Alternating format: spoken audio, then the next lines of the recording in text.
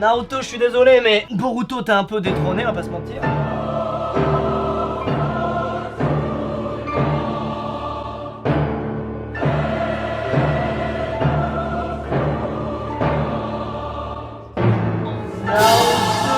Désolé, mais Boruto t'a un peu détrôné, on va pas se mentir. What the fuck?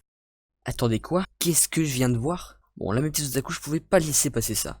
Salut mes petits otaku, on se retrouve enfin après plus d'un mois d'absence.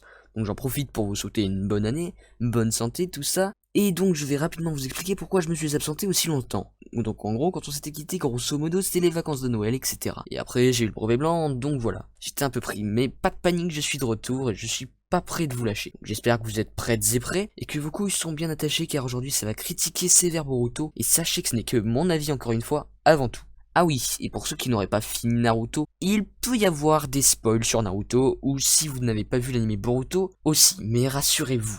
Pas de spoil sur Boruto le manga, je ne lis pas les scans personnellement, enfin, ou du moins très peu, parce que j'aime beaucoup plus lire en manga, après c'est un avis personnel. Donc voilà, vous aurez souvent pas beaucoup de spoil au niveau des scans.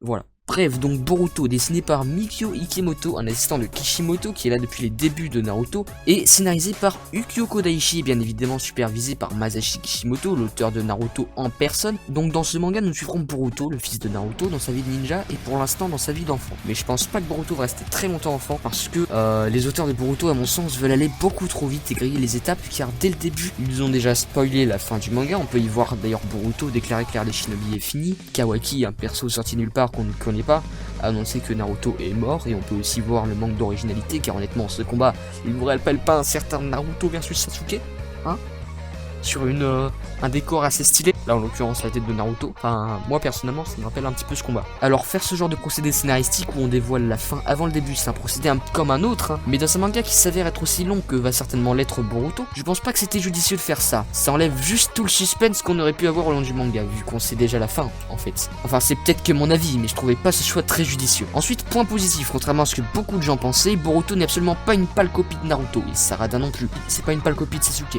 Je dirais que Sarada ressemble un peu à Naruto, mais elle a quand même son propre caractère, tout comme Boruto. Ensuite, le style de dessin de Mikio Ikemoto, c'est assez réaliste, et ça me pique les yeux un petit peu dans le sens où vraiment c'est quand même assez éloigné du style de Mikio Ikemoto. Alors il y a quelques traits de ressemblance, hein. On croirait voir sur certains dessins les dessins de Mikio Ikemoto, c'est là où il est fort. Et aussi on voit qu'il a bien été son assistant pendant des années, mais après ça sera jamais du Kishimoto, ça c'est sûr. Mais bon, bien sûr, pour ceux qui n'ont pas lu Naruto, je pense que le style de dessin ne les choquera absolument pas. Ensuite, je vous raconte pas la tête que j'ai tirée quand j'ai vu que celui qui avait enlevé Naruto n'était autre qu'un membre du clan Ototsuki. Car pour moi, et pour beaucoup d'ailleurs, Kaguya c'est vraiment le méchant raté de Naruto. Et savoir que l'intrigue de Boruto va tourner autour d'un des membres du clan sorti de nulle part, et d'un faux Sasuke appelé Kawaki, ça m'enchante pas trop pour la suite. Ensuite, parlons-en d'ailleurs de Naruto. C'est quoi ce putain de bordel? Le mec se fait victime bolos au premier convenu, alors que c'est quand même le Hokage, que c'est le fer de lance de la grande guerre shinobi, le seul à avoir battu Pain. Oui, bon, désolé, mais j'ai toujours voulu caser cette blague dans une de mes vidéos. C'était obligé que je la fasse un de ces quatre. Donc je disais le seul à avoir battu Pain, et il est potentiellement le ninja le plus fort au monde à l'heure actuelle. Oui, parce que c'est quand même le seul avec Sasuke à avoir pu battre Kaguya. Et non, ne commencez pas à me parler de Sakura, c'est bon, je peux entendre parler d'eux. Alors comment il a pu régresser à ce point? Regardez ça, je suis pas le seul à en être choqué. D'ailleurs, tant qu'on y est, parlons-en de l'anime aussi, le Mizukage actuel là. Alors certes, il était pas très fort, même dans Naruto, mais quand même, s'il a été nommé Kazekage, c'est qu'il a progressé depuis. Dans l'anime, le Mizukage se fait victime bolos par des adolescents en pleine puberté. Vous trouvez ça normal? Mais ce qui m'a le plus choqué dans l'anime, c'est certainement les premiers épisodes où Boruto cherche des genres de spectres qui rendent les gens fous. Tiens d'ailleurs, ça vous rappelle pas quelque chose?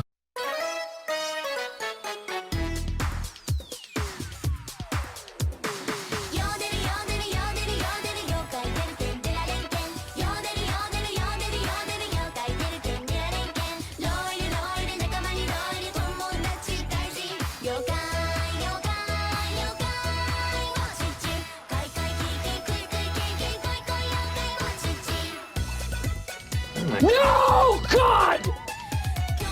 No, God, please, no! No! No! No!